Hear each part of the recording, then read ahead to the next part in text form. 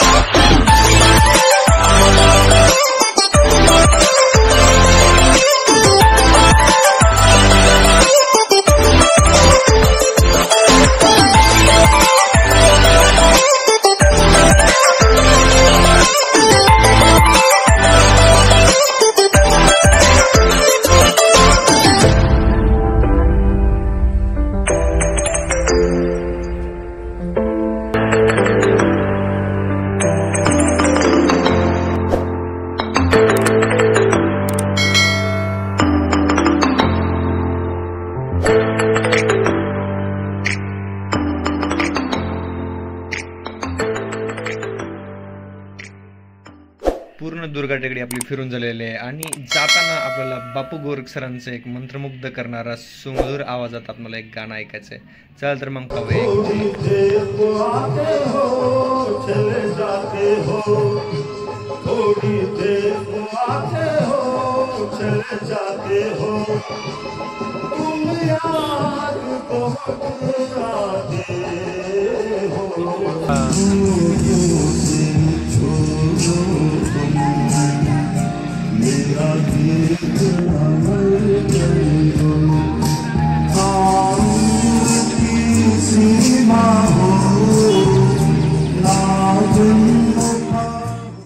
पुढे येऊन आमची माननीय श्री नामदेवराव जाधव सरांशी भेट झाली. त्यांनी आम्हाला मार्गदर्शन केलं, काही गोष्टी सांगितल्या आणि आम्ही वार्तालाप करून आम्ही निघालो पुढे.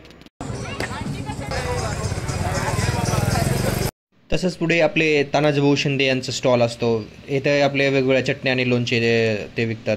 जसं की शेंगाची चटणी, खोबऱ्याची चटणी, लसणाची चटणी, जवसाची चटणी, कारळा चटणी, काळा मसाला, लाल मसाला, ज्वारीची कडक भाकरी आणि कैरीचे आणि लोणच्याचे अजून प्रकार आहेत. जसे की कैरीचं लोणचं, लिंबाचं लोणचं, मिरचीचं लोणचं, मिरचीचं ठेचा, लसूणाचं लोणचं, असे वेगवेगळ्या प्रकारच्या वस्तू तानाजी भाऊ शिंदे इथं विकतात आणि ते फक्त रविवारी इथे येतात आणि बाकीच्या दिवशी बाकीच्या ठिकाणी असतात.